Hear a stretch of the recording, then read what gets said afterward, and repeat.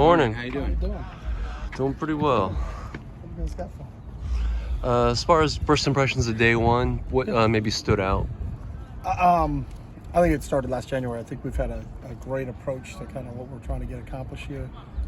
KB, our strength coach, did an unbelievable job with these guys in the, from January to March, the winter quarter for us basically, and then seamlessly transitioned into Tuesday. So his first day on the field, kids were real attention to detail. This group's really serious about football, really serious about being successful. So it's been a lot of fun. There's some new faces in there, but they all enrolled early. Most of them came here in January. There was a few kids that enrolled for April, and they're still getting kind of their way about them. One better. Today's day 4 for them in school. So, but the kids who came in January really acclimated really well, and we're excited every day we get a chance to get on the field and get a chance to teach them. So. You had a couple new hires, Ken being one of them, coming over from Navy. Mm-hmm.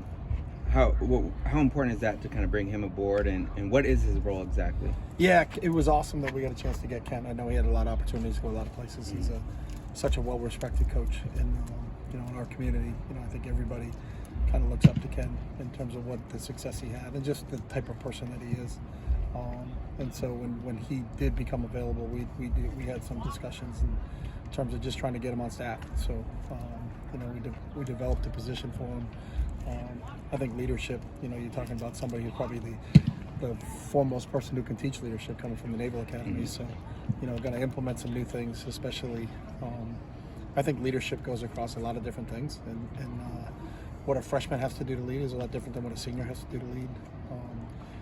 And really to break it down and to have a person that can kind of foster that mentality with all of our players, and then meet with them one-on-one, and kind of, the more people we can have on deck that can promote what this place is all about, which is books and ball. And you talk about a guy coming from Navy, that's a place that's about books and ball. So we're just really fortunate to have somebody of Ken's character and just the type of person he is. The more good people you can be around, the better off you're going to be. So we were excited to add him to our staff.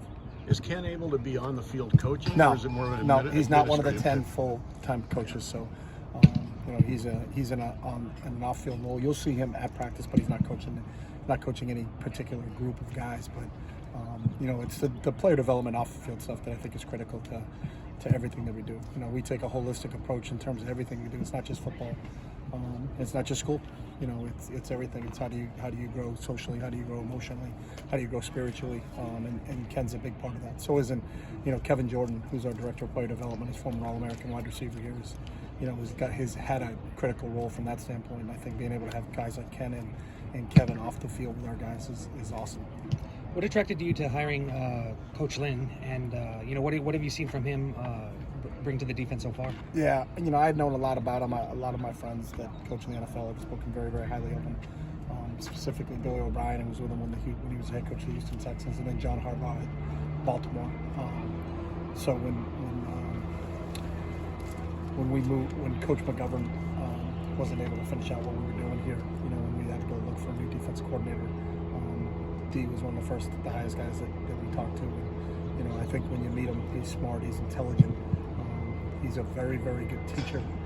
He's got a unique way about himself. He's really confident, but he has a way of coming off where I think the way he teaches is really unique, and we're really excited about having him. I think he brings some really fresh ideas, and he's transitioned in really well.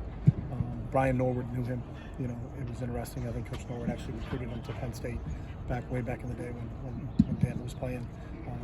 Ken Norton played with his dad, and knows him really well. So we had some guys on our staff that knew him fairly well also. So I think that transition for bringing him in has been really seamless, and I think he's done a really nice job.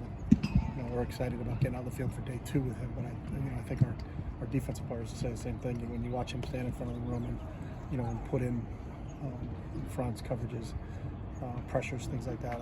Just there's a way about him that you gain confidence. So we're really excited about where we're heading with Dan. There were 2 players that weren't on the roster. Do you have a status for David Preby and Damian Sellers? Preby graduated, and Sellers hasn't been here for a year. What attracted you to bringing in a guy like Carson Steele to the program? Just you look at him on tape. The first thing you notice. I think all of us kind of get an opportunity to watch the MAC play. They play all those matching games on Tuesday, Wednesday, Thursday night. he kind of stood out in some of those games. We're usually game planning, and there's TVs on, and you're kind of, wow, that guy's a really good player. Then you look at him statistically. I think he is the leading rushing returner guy in the country. He had the most broken tackles in the country. Real tough, hard-nosed, physical player. So when we lost Zach, to graduation and going on to the NFL, it was a priority for us to get another back in here. And I think the day and age that we're in now, you got to look at the portal. We obviously took a really good high school player in Isaiah Carson, who's here too. But we really looked at the portal to try to get another guy. And, I don't think you can replace Zach, but to have somebody of Carson's caliber to come in here it's been good so far. He's a beast in the weight room. He's got an unbelievable work ethic. So you watch how he trains and how he approaches things, and he fits in perfectly with what we're looking for in a football player. And then speaking of new additions, Dante, Colin, what were your first impressions of them? They did a nice job for day one.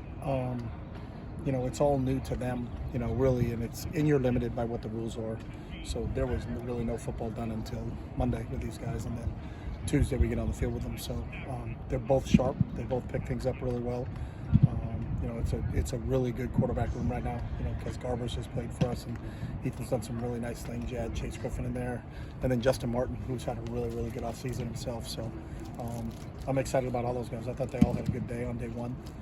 But it's about, you're trying to get a lot of guys reps, and that's what the key is right now is how can we learn by doing, and we only get 15 opportunities to do this, so we got to be really structured in how we do it and really efficient in how we do it, but we're trying to get multiple guys at certain positions reps, and that's really a challenge that we're excited about as a coaching staff, because we got a bunch of guys that are really, really hungry. I think we've got some overall depth, probably the biggest group we've had for spring. We're really healthy right now, so it's we can play fast, we can get a lot of reps in training sessions, and everybody benefits from that. So, but for the first day, I thought those guys did a nice job. What is the status of Ali Cajo? Is he a full go? Is he out here? He's unavailable right now. Okay. So What about Gary Smith, Carson Ryan, and Isaiah Carlson? they're practice. Gary and Carson are practicing, and Isaiah's not available right now. Is this the best wide receiver room you've had since you've been at UCLA? I don't know. I'm not into comparisons.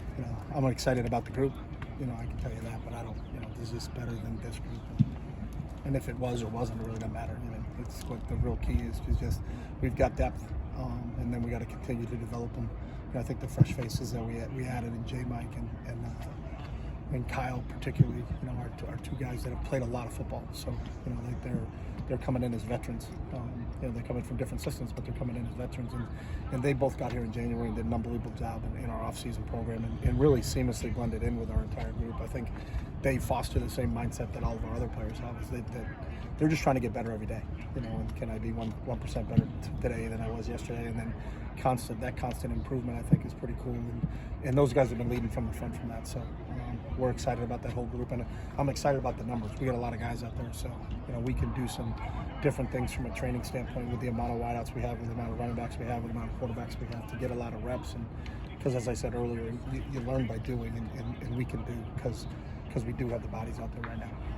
Oh, you guys promoted Deshaun Foster. What went into that process, and what made him the perfect guy for that job? Yeah, I think the world of D'Anton. I think he's an outstanding football coach. I think he's a better person, and there's nothing that really kind of emulates what this school's all about. He was a former player here who was inducted in the Hall of Fame this past year. Got an opportunity to play football in the NFL, and then wanted to give back, and that's what he's constantly done. He's about service, and he's about serving others and helping others. And you look at the work he's done with our running backs here, or just in my time here. You could argue that that's been the best position for the last 5 years, and consistently with a bunch of different guys. Josh Kelly, who was a walk-on, Demetric Felton, who was a former wide receiver, and then bringing in Zach and what Zach's production has been, and along with all the other guys that he's coached, the Ethan Fernayers and guys like that. So just does a tremendous job and has earned everything he's gotten here. In the spring, is it a little tougher to evaluate, say, O-linemen that are just skill position guys when it comes to, depth chart ideas and new guys coming in? Not really, and I understand your question. Just on the first 2 days, because on the first 2 days we're in just helmets. So it's a different deal. Our O line and our D line really have to understand they got to cooperate when we get into 11-on-11 drills because we don't have full pads on. But starting Saturday, we'll be able to put the pads on. So I think you'll be able to get a thorough evaluation. We get 12 opportunities in full pads where we can get a pretty good idea. It's always going to be a work in progress, but you're going to get an idea once we get the full pads on, which will start on Saturday. So. I was wondering what you thought about the transfer portal dates. Originally, it was supposed to be May 1st to the 15th, and then it got moved up April 15th to the 30th, I believe. No, I think it's still May 1st to the 15th. Is it? I think I did hear something about it changing. Yeah, I think it changed in October. Mm-hmm. I think it's May 1st to the 15th. So. As far as how those dates maybe affect how you guys It evaluate. doesn't affect anything for us. So, when they tell us the date's open, then we're prepared. I think our staff does a great job. Our recruiting staff does a great job. We've done a really good job in the portal of finding guys that fit for UCLA. And we have a process that we go through. So, when it opens, we're prepared.